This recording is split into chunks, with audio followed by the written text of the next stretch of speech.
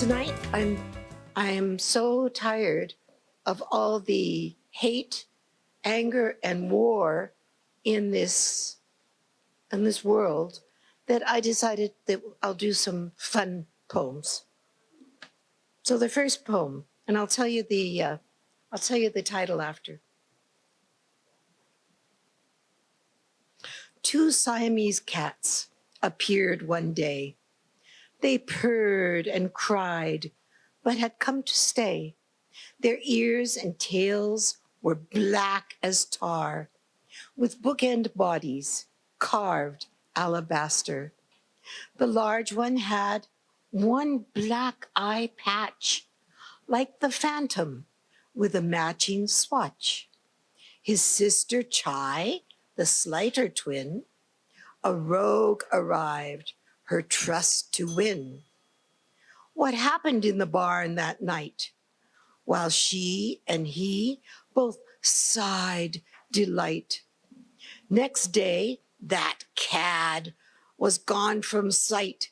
He left her crying in a sorry plight. She skulked about. She ate our cat's food.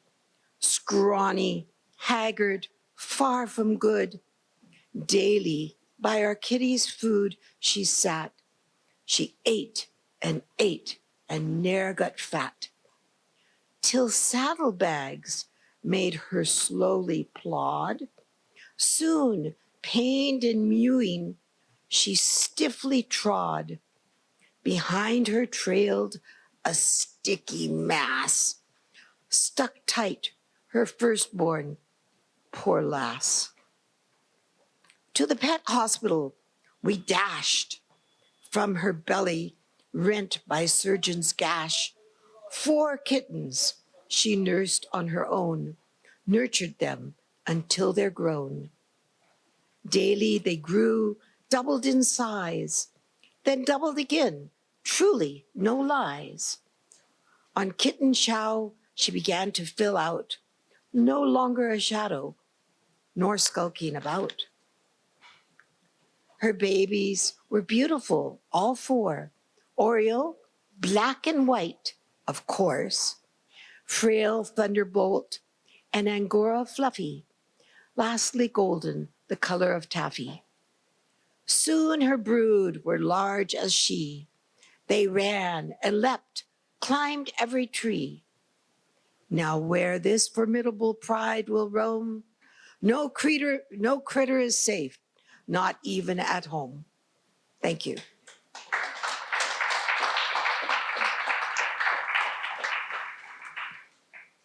Okay, I told you, they're all fun ones tonight.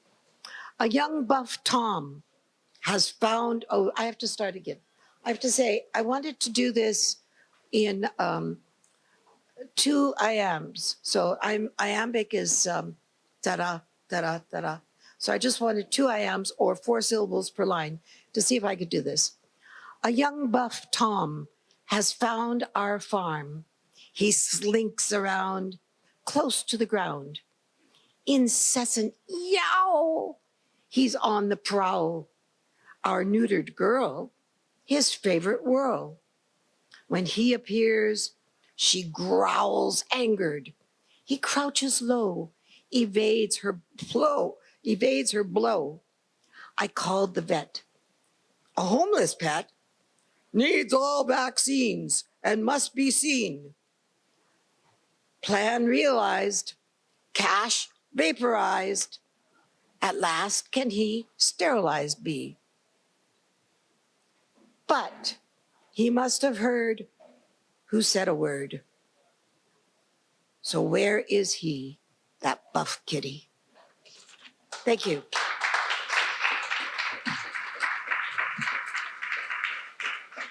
This poem is called Everything. Everything is a challenge. Every day is wondering, what will happen next? Will there be voices telling me to kill myself? Will there demons who always want me to follow them? Every day is a challenge. Every day is wondering, what will happen next? Am I going to have paranoia? Every day is wondering, is that person following me? Or are those people talking about me? Every day is wondering. Will I make it through today? Every day is living 1 hour at a time. Every day is one more day I'm still alive. Every day must be thankful for family and friends. Every day is one more day.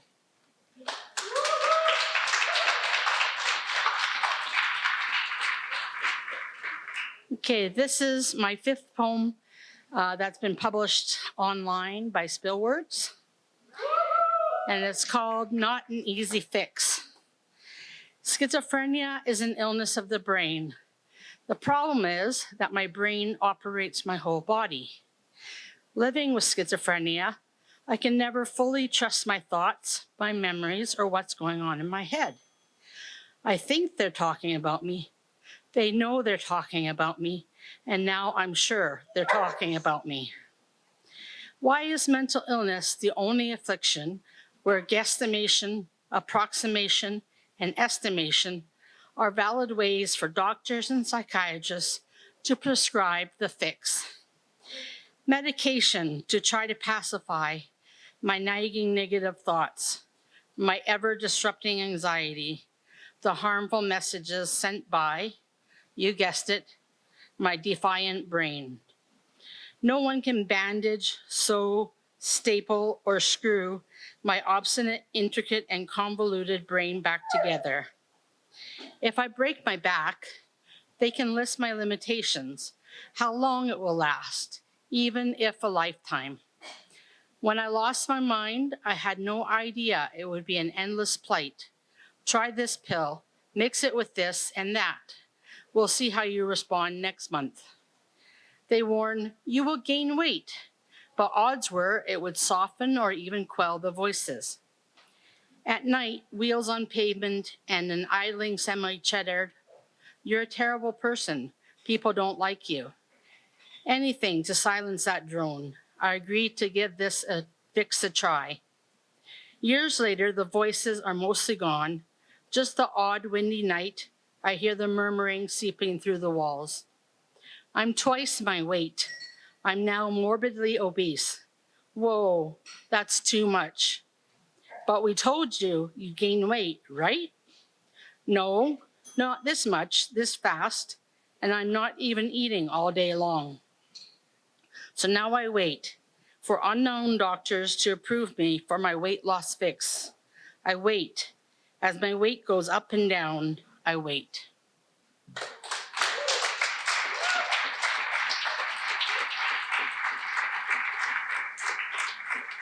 I actually prepared a piece, which is my normal comedic piece, and I apologize in advance that I'm doing a bit of a narrative. And if any of you, I'm sure everybody has heard of Edgar Allan Poe, and years ago I did a satirical piece at a fringe festival of his piece, The Raven, and all of a sudden I went, there's an issue to me, and I'm sorry to introduce it because it affects my daughter, affects so many of us in this country. The Canadian government is providing $200 a month to every individual on disability. But you first have to prove again you have disabilities. And in Alberta, they're clawing it back from their age. So she really doesn't even receive it either.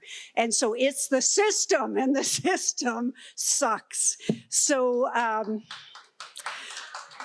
thank you. So that's basically what this is about. Is his pieces are narratives and absurdity, and that's where it struck me. I thought the absurdity of this.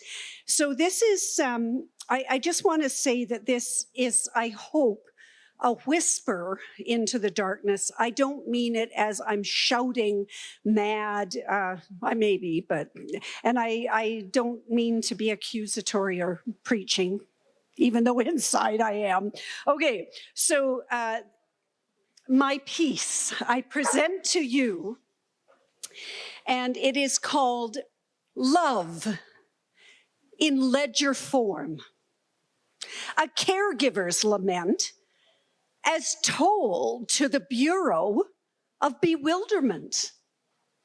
Now, once upon a Tuesday bleak, while sipping tepid tea from a chipped mug of virtue, I was visited by a most curious thing.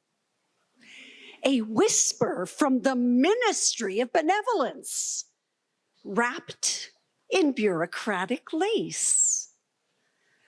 Rejoice, it hissed. A blessing has arrived. $200, a monthly token of national goodwill. Ah, what fortune! Oh my, I clutched my heart, which is left intact by previous audits. I dared to dream. Could this small amount buy respite? Socks without holes? Bananas, not half browned? Oh, but hark!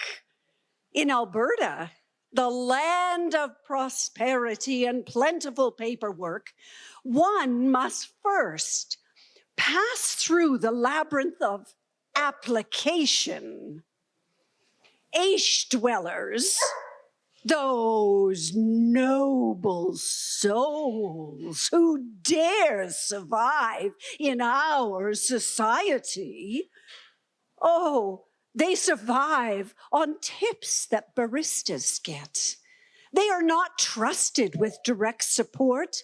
They are not trusted that they need the support. No, they must request it so the province might intercept, fondle the funds, and perhaps, just perhaps, if the moon sits just so on a Tuesday morning, oh, no, they won't return the portion. No, forget that piece.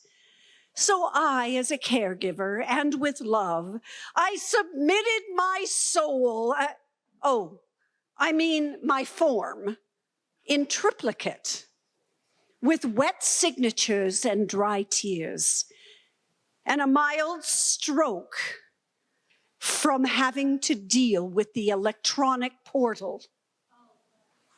They say, oh, Aish, Alberta rates, why, they're the highest. Perhaps then, so is the regard for humility training. For what greater character builder than asking the tired to jump hoops through fire and then to be told, and you should be grateful. How quaint, how Dickinson, how efficient. Still, there are theirs who advise, often over wine or from the comfort of uninterrupted sleep every night. You, meaning me, should manage better, as though managing were merely a manner of spreadsheeting my love. But love, my dear inspector of entitlements, does not balance well on ledgers. It leaks into everything. Everything. It devours time and money and what remains of your lunch. If it is a job, it is one with no lunch break, no pension, and no applause. Well, except from a child or an adult child who thinks mashed potatoes are magic. I would rather not complain. It's not becoming. But if irony is all that's left, I shall wear it like perfume and let it drift through the cracks of this well-oiled machine. And when you next ask, what have you done for society lately? Well, I'll smile, I'll curtsy, and I will answer in reply. Only everything, sir. Only everything. Thank you. So this dog, his name, as you heard, is Milo. He's in training. He's staying with me for about 1.5 years, and I'm supposed to provide him what they call foundation training, expose him to different environments. One of the things he's finding hard to get used to is applause. And I think he should, because I get lots of applause, so he should get used to it. But every time, you know, he gets re-encountered to applause, he gets a little nervous. Milo, sit, stay, stay. So I don't know how many of you remember last summer, Teri organized a poetry night at the Nikayuko Japanese Garden. That was last summer, yes? And we were encouraged to try haiku, which I never had done before. And then I really was gonna come. So Saturday, I wrote 10 haiku poems, and then Sunday, I didn't come. So now the moment has presented itself for me to read them. And it kind of also reveals my very stereotypical perceptions of Japan and what Japan is all about. Clean water is scarce. Freedom is a state of mind. Live responsibly. Flower is beauty. Branches are cry for humans. Seeds are a new hope. Humans are. Loneliness is hard. Surround yourself fast. Beer is the answer. Drunk is a state of mind. Solution is peace. Who am I really? Why do I not feel whole yet?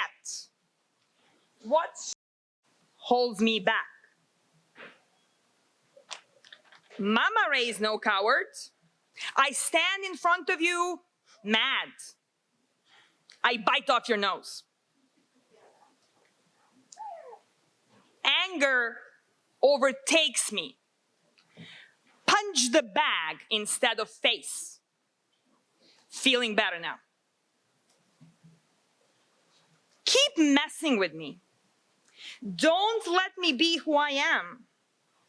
I will depart with pleasure. I hate and love you. I admire your grit. I despise your pride. I waited for you. I took my cotton robe off. You forgot to drop by. Wish I were a ninja.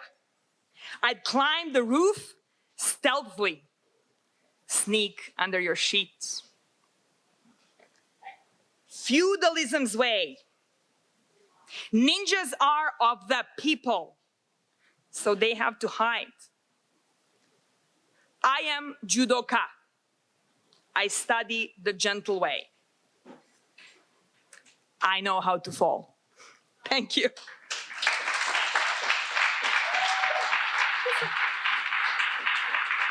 Okay, so I have two short poems. One of them I wrote mere minutes before leaving. So this is the one I have revised, and this is probably the better of the two. It is Death is My Mistress by Connor Shaw. God is my dear, but death is my mistress. I dance with her in my dreams of darkness, a dalliance where I scream from apartness. She is my lover, which I cannot witness. Memento mori, they tell you, remember, for that knock on the door which comes each December. They say I'm disordered, yet I can't rescind her. She always wants more, and I always answer. Quietly ponder my own demise, deeper and darker than skulls' sunken eyes. I would be with her if I weren't so shy. Yes, she's my lover, but she isn't my bride.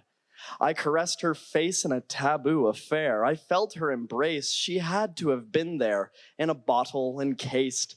At those pills I stared, they were her face, the keys to her lair. Though it led somewhere else, a bin for the loons. You can't harm yourself in here in this padded room. I don't love her less. No, my heart is my doom, because they let me out much, much, much too soon. God is my dear, but death is my mistress, a voice I can't hear, a sin I can't confess. For once you're with her, there's no chance to regress. Death is forever. She's a cruel temptress.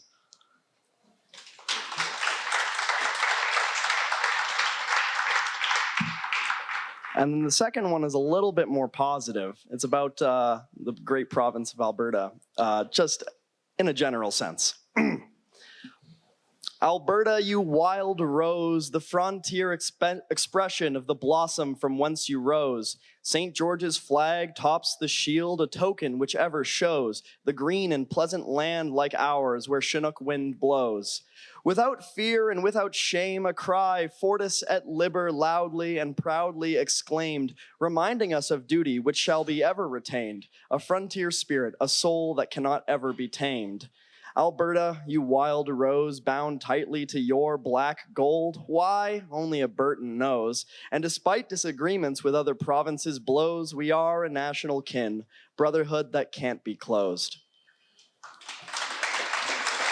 Thank you very much. Okay.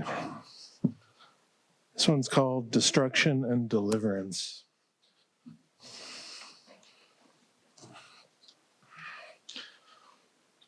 Spit into the face of death, never let it die. Hammer's gonna hit the rock as it starts to slide. Moving through the moment's end, trying not to fail. As I try to do it right, I seek the righteous trail. All of time has led to this moment and this day. Tell me what it is you wish to not evaporate. Swinging from another star, climbing to the moon. As you are a battle scar, you're gonna push it through. I am not afraid to see the steps we have to take. Everything we're gonna be, it isn't just a fake. All the shadows on the wall are passing by our eyes. All the dreams are gonna fall. We find where to reside. Do not hold another breath, just let it out again. Breathing out and breathing in, the light must still begin. Peeling off another day, another layer to find. When you hit the middle is the day that you will die. Sinking in the sand as it pulls you from above. Down into the ground as it comes to push and shove. I have seen the grass, it is greener over there. Sitting in the class, focused on eternal stare. Hanging on a word that invites you to itself. Thinning out the herd, it got to make the better best. All my dreams are gone with the passing of the day. Getting a new one, gonna find a better way.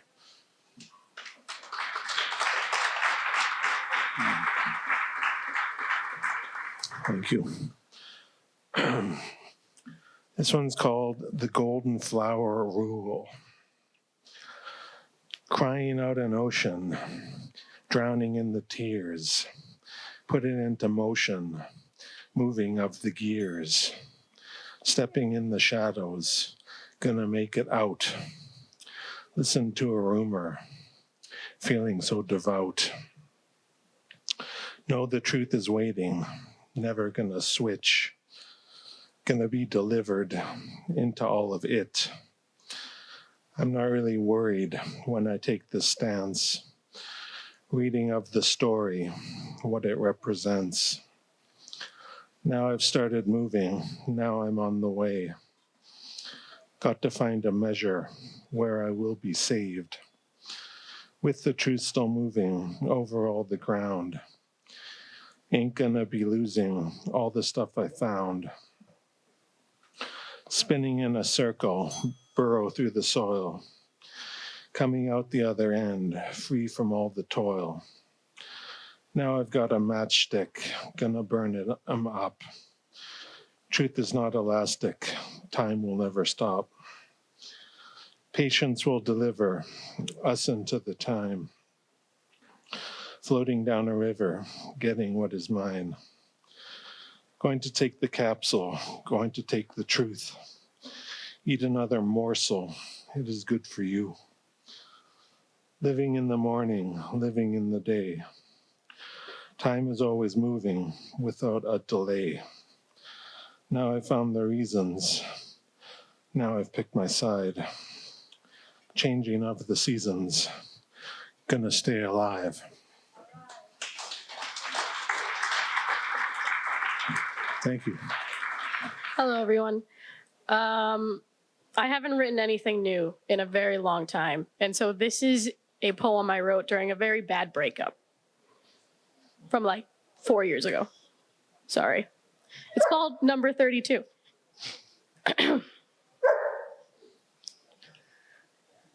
The effervescent tinkling of the shop's door rang as I strode in, creating a gentle cloud of welcome about my body. Novels strewn this way and that filled my periphery as I searched for some sort of method to the madness.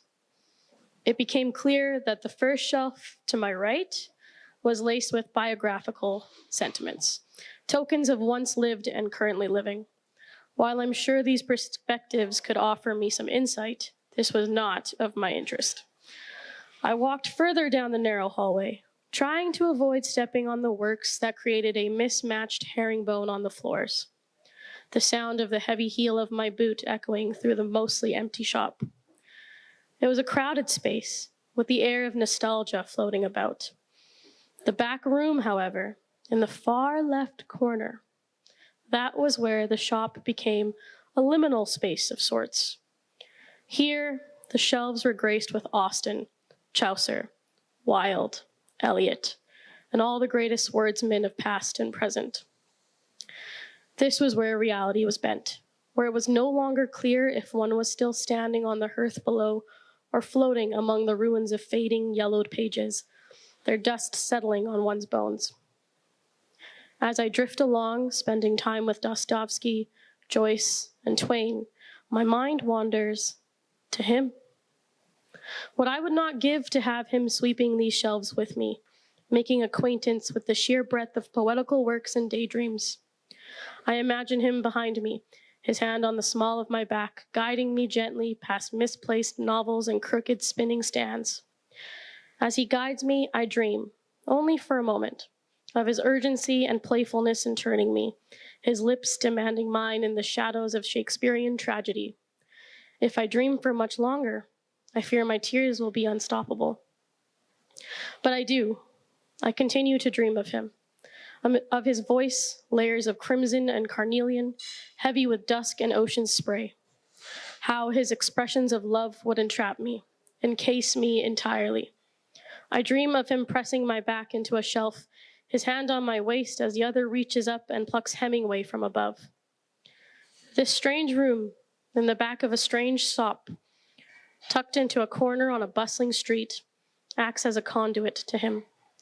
It is when I feel closest to him, despite our distance, the vast crevices, valleys, and mountains that separate us. There is no greater power than the words that dance among us. I come here when I miss him, which is not necessarily true. I would be here all the time otherwise.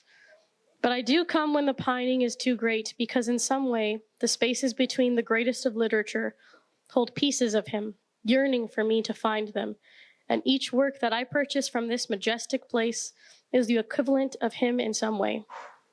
Each novel is graced by him. I'm not sure how, but I am sure of it. If he has graced all this literature, then perhaps reading these pages will be enough to survive without him. Maybe he'll fall out. Maybe between chapters or stanzas, pieces of him will fall out and I can put them together, my favorite of puzzles, so that I too may embrace his essence once more, so that I may demand his lips with mine, clasp his waist or his hands.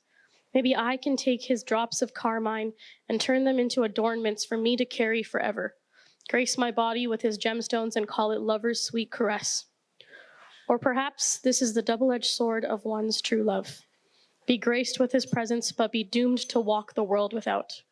Perhaps this will be my annihilation. Or perhaps his voice will send pleasure through my spine once more, give me affirmations to abide from, and grant me life as fervent as those that Marquez, Fitzgerald, or Bronte have written. Thank you.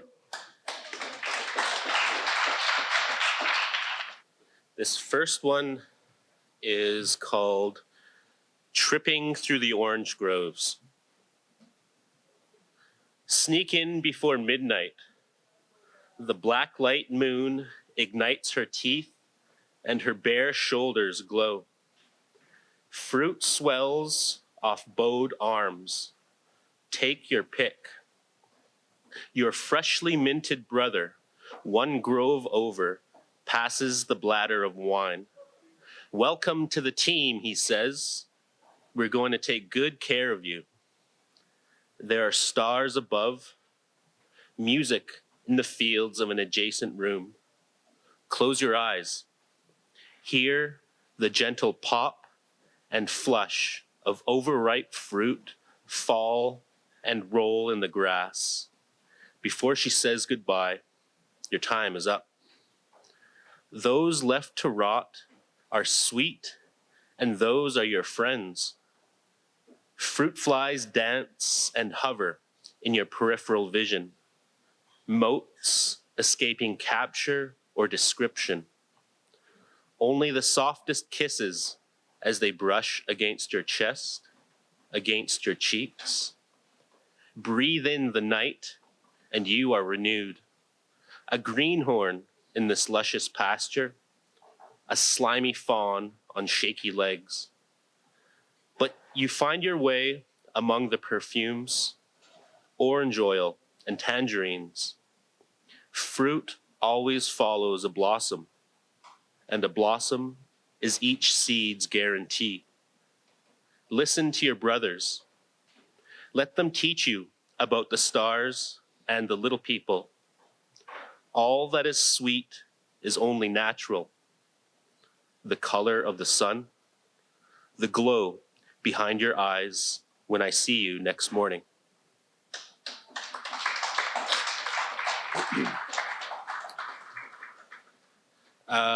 This next one is called I Want to Ask Your Clan's Name.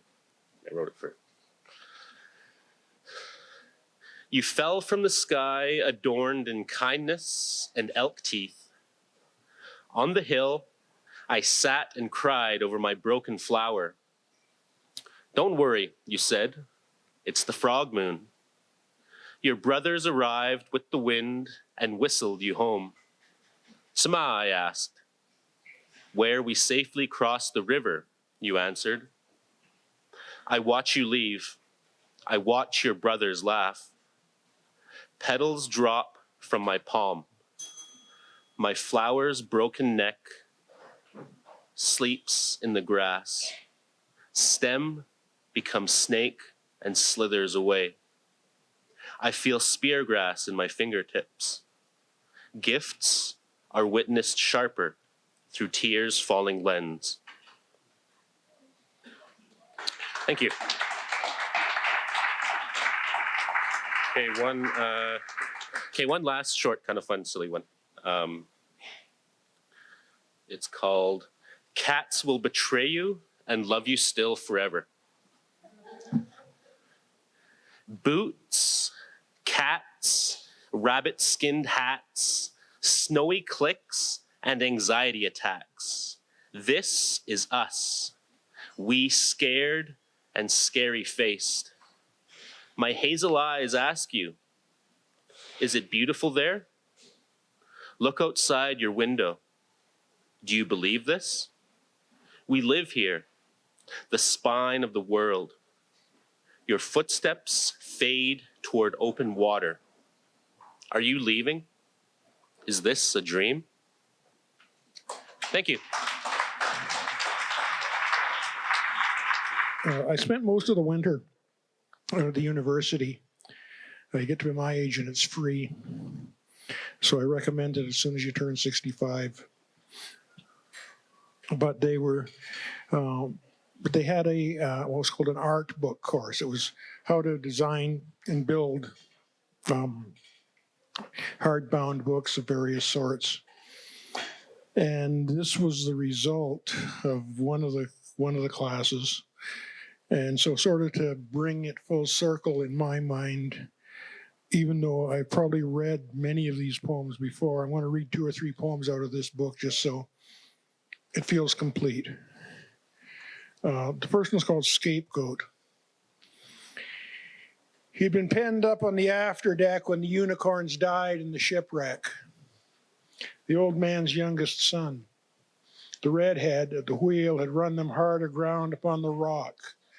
Laying the ark upon its side, there'd been a sudden shock, then the boat swung upon the tide and all the world came crashing down.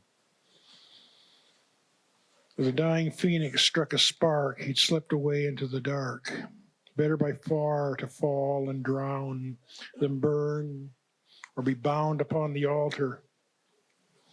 He could see it in the old man's eyes, a desire he never attempted to disguise as he caressed the knife and the halter. The redhead's son had seen it too. Times his father beat and called him wicked. In those times he was trapped, he knew, like a scapegoat in a thicket. The cage had splintered and the door swung wide. He followed the son over the side. The choice was clear and the choice was stark. Burn in the light or run in the dark.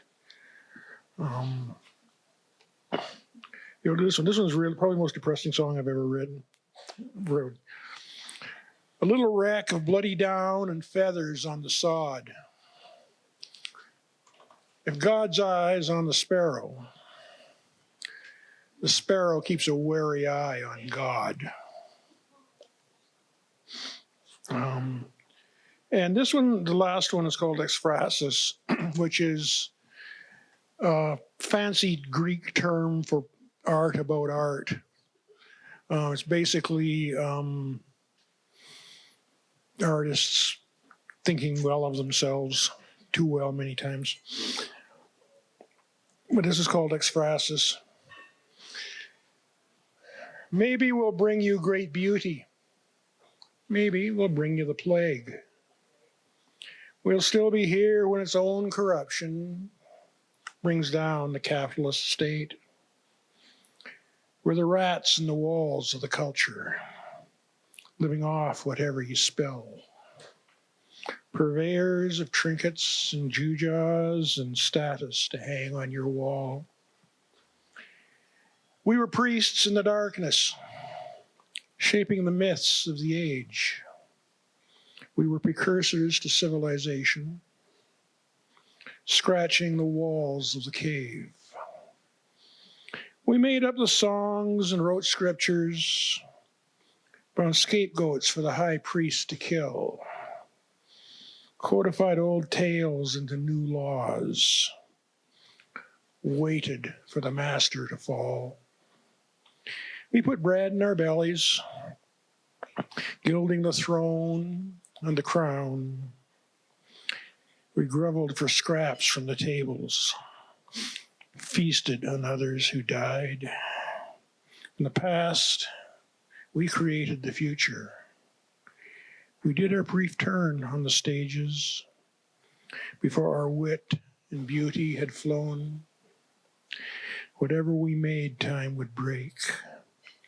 We could sing sweetly such sweet lies, craving a little renown, concocting the myth and the fable. And who's to say that we lied? It's clear we could destroy or could nurture, pursuing our trade through the ages, did tricks for a kick and a bone.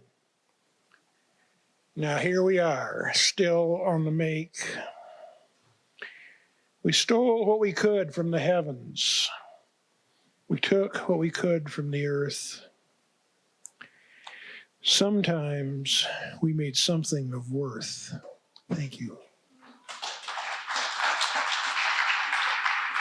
Well, tonight I decided to collect 3 poems that are basically my autobiography, if you want to know it, in terms of interestingly, mental health wise. I mean, we've got a theme going tonight, and many of you have known part of my story recently in that I have shoulder issues, and I did see the surgeon.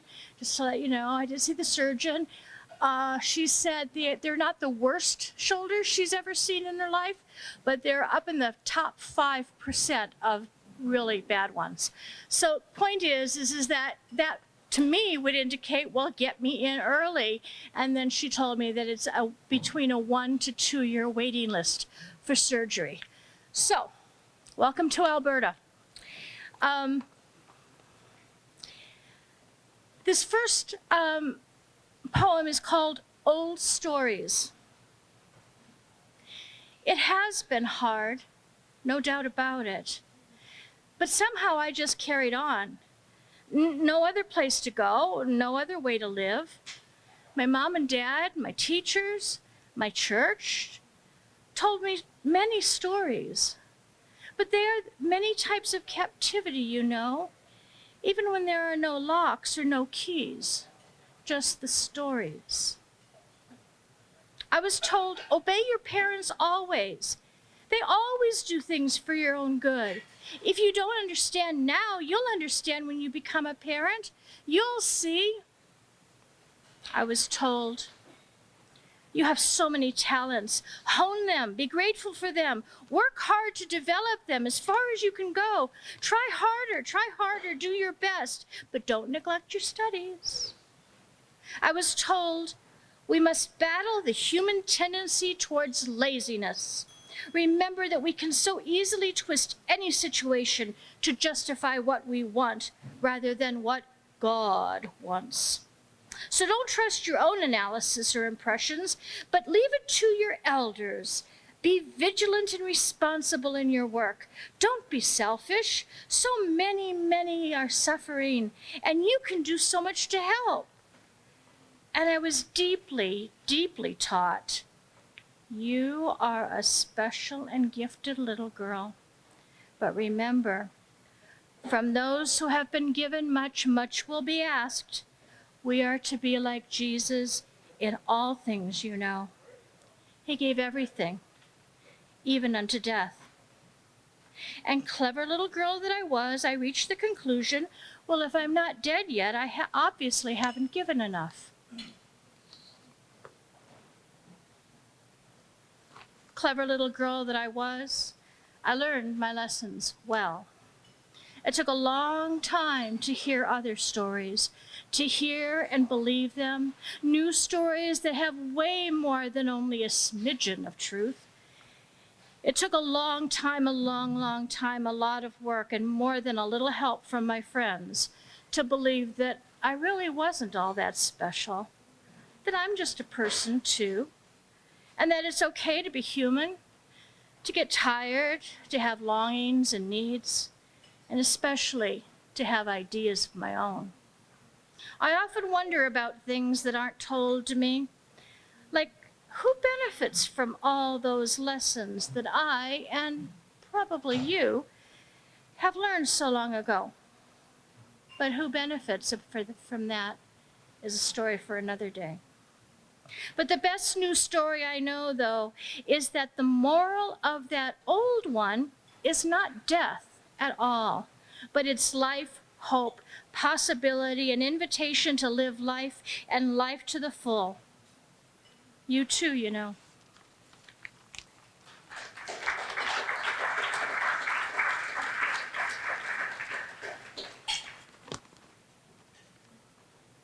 I used to hate you. I used to hate you. I was ashamed, embarrassed by you. I wondered constantly how others saw you. If only you were a little more of this and a little less of that. If only you behaved, then my life would be okay. I took you to the doctor, oh, so many times, hoping he would talk some sense into you, or give you some medication, or recommend something. How much pain you've brought me. I kept thinking it was me who was trying so hard, punishing you for doing just what you wanted, punishing you by ignoring you, never buying you anything beautiful, never adorning you with color or scarves or shawls. And slowly, I realized just how loyal you are, how you keep me going, giving me your every last bit of strength. For years, your demands were few, until you just couldn't go on or do or serve anymore. The doctor looked at x-rays and said, "You're all wore out." And yes, I was, and filled with pain too. Dear body, forgive me for thinking that you hated me, when all along what I hated was a culture that wants skinny women and bony bums. Dear body, I thought I was the one trying so hard when I treated you as a workhorse. And what do people do with a worn-out horse? Well, they shoot horses, don't they? And I, in collusion with an unhealthy world that commodifies women's bodies and values you only for what you can produce, almost did kill you. No more. How could I ever think that you were other than me? How could I try to shape you so others would approve? How could I ignore you for so long? You and I are one. I will no longer be mean to myself, to you, dear body. You're marvelous. You heal from insults and you heal from death scares. Your scars are marks of valor. We've been places, haven't we?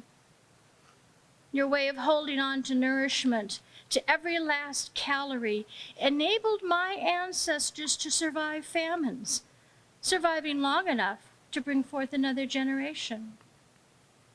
I love how much you try, how much I try. I love how faithful you are, how faithful I am. I love how wise you are, how wise I am. Dear body mine, here I am, surviving and strong, my body, myself.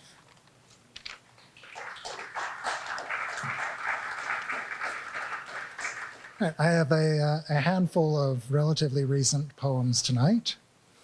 This first one is called Art Recalled, and it's a vague impression of how I write in general. So,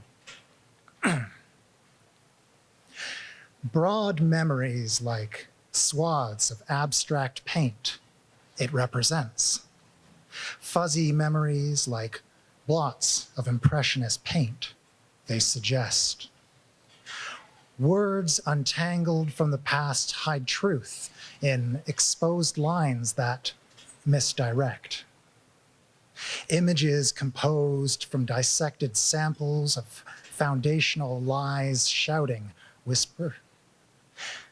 The blood runs paint and splatters on the page, I think.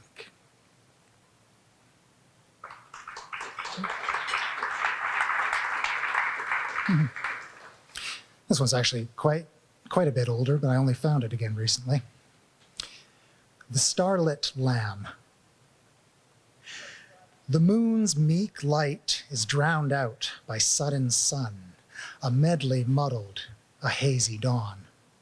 A yawn of teeth, sharp fangs, pieces of the damp moon's heart, dragged down behind a golden mane rising. The slow heat and breath breaking and pushing aside the mists, and the tail whip of wind parts the grasses asunder. Blood in the sky drips from view to the roaring chorus of an awakened world brought to life by a murder. So I have 3 to read. The first one is about my sister, who was a big role model in my life, and yeah, it's called Not Ready Yet. I don't think I'm quite ready to let you go. You didn't birth me or give me life, but you did teach me to see the joy in life. It wasn't easy growing up in your shadow or living the life we did. You saw more than me and protected me from what you saw. You taught me how to dance and draw, to sing and not fight, and now we're growing up and you have a life of your own. Now I have to let you go to be as good as of a mom to a new one as you were to me, even if you weren't my mom. I have to let you teach someone else how to sing and put makeup on, or to ride a bike and make dinner. I don't want to share, but I know I need to. You're going to teach your little one everything you taught me and more, and I can't wait to be excited when you have a baby in your arms walking up to my door. I just don't want to let go. I want to hold on to you just a little more. We always talked about the day we would have kids, and I knew it would be soon. I just didn't know how soon. I'm not prepared to see you move on and be an adult. It was just a few years ago we were jumping on the trampoline, blasting music, and now you're going to be living in a whole new house. I guess I'm not ready to not see you every day or talk to you all the time. I'm not ready to watch you pack up your room again and move into another house. I'm not ready for the day you're in a white dress walking to the man that stole your heart, for the I do and you may kiss the bride, or the overdramatic speech I'll say. I'm just not quite ready, even though I have to be.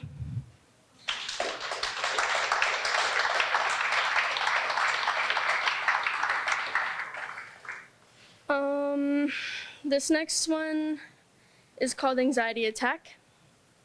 Kind of speaks for itself.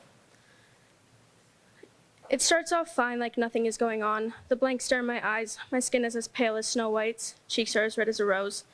My thoughts are rushing through my mind 200 miles an hour like a race car on the track on its second lap.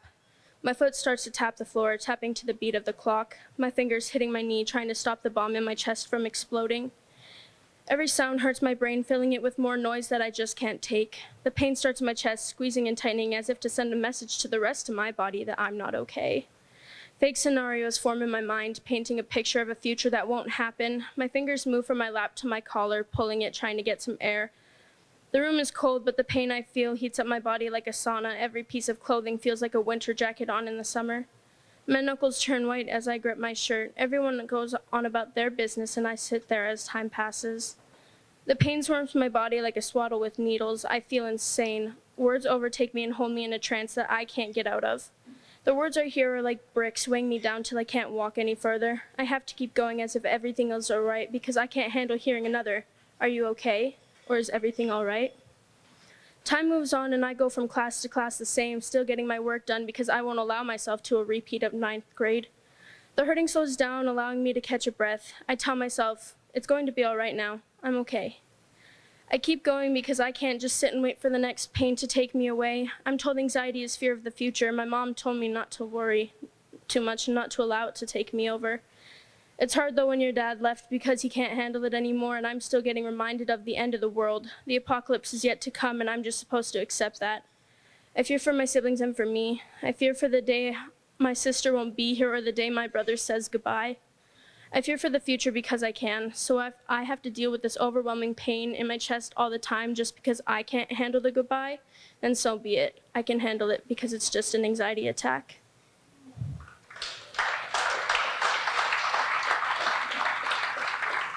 This past year was a hard year for me. I felt like I lost my voice, and this is my comeback, I guess.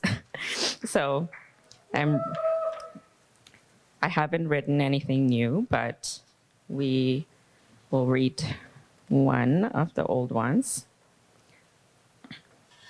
This one's called Man versus God. We were born into a paradox when man was trusted with divinity. Man deemed me unworthy. God showed me my worth. Man deemed me shameful. God taught me to be shameless. Man deemed me dishonest. God deemed me honorable. Man deemed me weak. God showed me my strength. Man showed me my invisibility. God told me I am invincible. Man told me I'm a hypocrite. God acknowledged my integrity. Man told me I'm nothing, and God told me I'm everything. Man loved me with conditions. God loved me unconditionally. Man saw me as an object. God saw me as an honorable warrior. Man deemed me powerless. God showed me my power. Man lowered me with judgment. God showered me with acceptance. Man wanted to keep me silent. God gave me the word. Man wanted to control me. God showed me I cannot be contained. Man left me divided. God met me at oneness. Man wanted me to remain a victim. God reminded me I'm a warrior. Man wanted to keep me oppressed. God told me I was created to be free. Man wanted to keep me in isolation. I became one with God and started a revolution.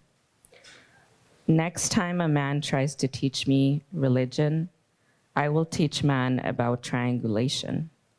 The biggest lie I was taught in this world is to trust victims of a biased, conditioned, fear-based, unhealed, unjust system to be a mediator between God and I.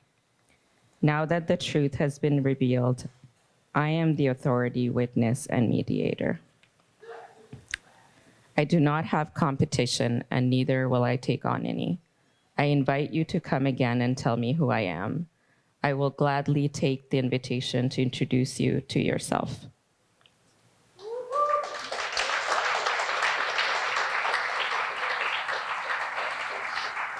Thank you.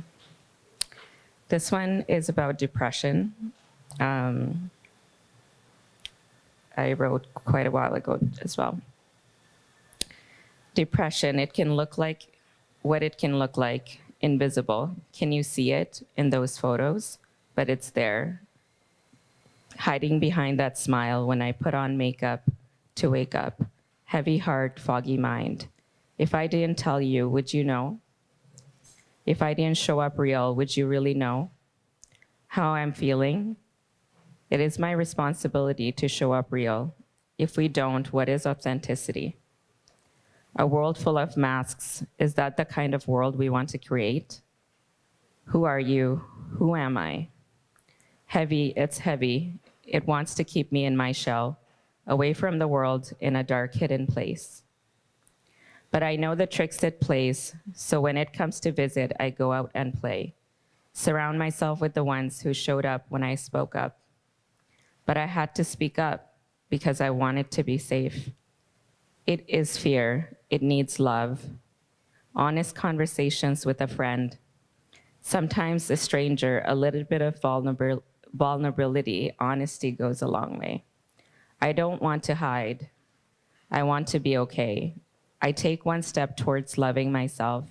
Many loving steps float my way. Feeling better already because I opened up today. So many of us in hiding under the invisible veil. But we don't have to hide. It's easy to justify. But take a moment to think twice and put on your brakes. When it visits you again, it is afraid to be seen. It is fear. It is not you, nor is it I. It needs love to heal, but you are its master. You must take it where it feels safe to heal. In my darkest of days, I realized that if I didn't howl, no one could howl for me. If I didn't crawl, no one could crawl for me. When it visits me, it is my responsibility to get myself to safety. Thank you. Hi, everybody.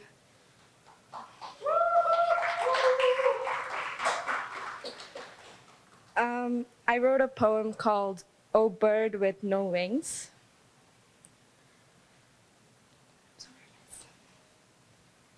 O bird with no wings, don't you worry.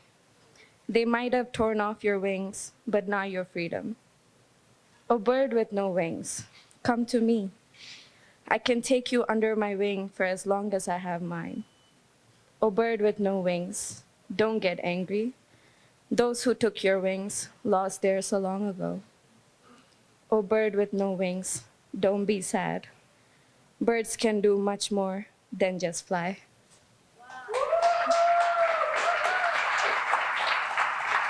Well, I wanted to read two poems tonight. One is to the anxious poets, the new ones, and the old ones who are anxious. And the other one is in response to all the mental health stuff we were talking about tonight. So I'll start with the anxious poets. To the anxious poets, you tell me about your anxieties, and I sense it in your voice, but look at you. You are up on a stage, telling your stories, reading your poems, bearing your soul to a room full of strangers. To me, that is bravery. To act on your desires despite your fears and anxieties is what brave, courageous people do. We all have our share of fears, and as Susan Jeffers said in her book, Feel the Fear and Do It Anyway, the only way to get rid of the fear of doing something is to go out and do it. You did it, and you survived. Give yourself a pat on the shoulder and think of how brave you are when you feel anxious about anything.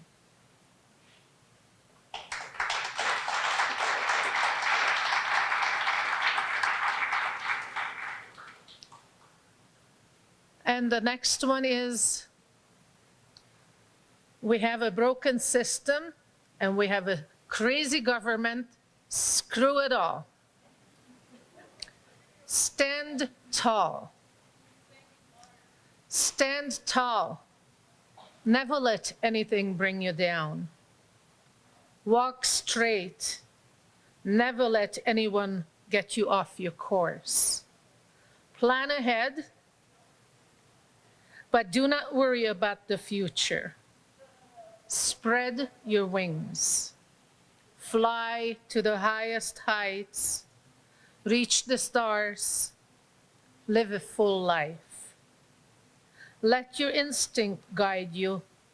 It will always take you where you need to go.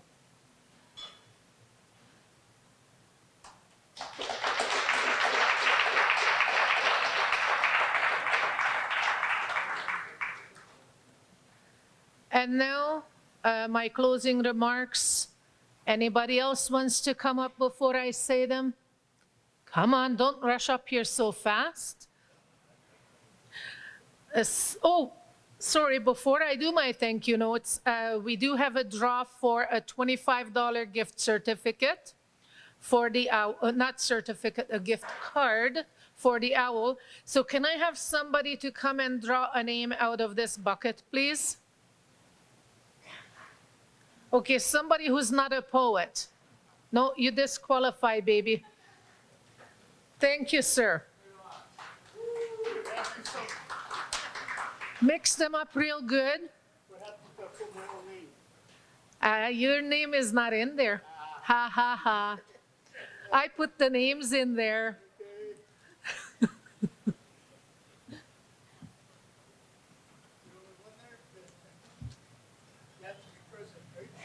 Yes, you have to be present. Oh, I don't think he's here anymore. Ryan, not you, Ryan, Ryan Schwarz.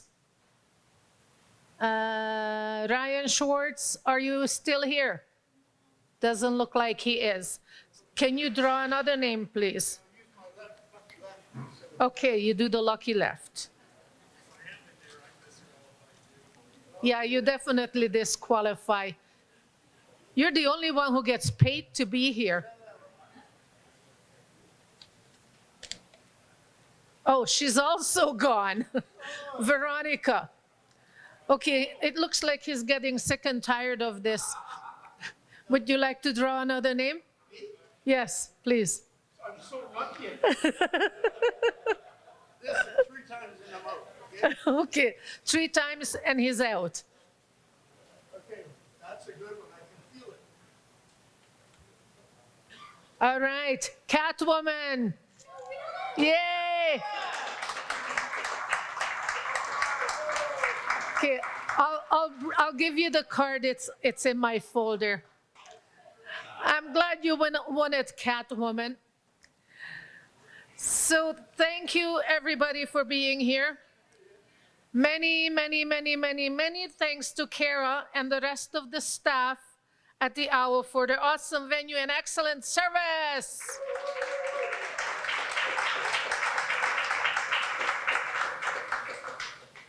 Thank you, Ryan, Ryan from Rogers TV, for recording, editing our event, for broadcasting it, and posting it on YouTube.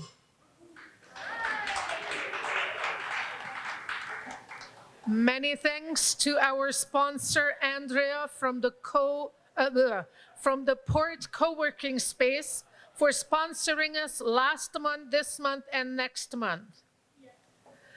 Thank you, Catwoman, for being my co-pilot, and your help for ironing out the kinks and doing all of the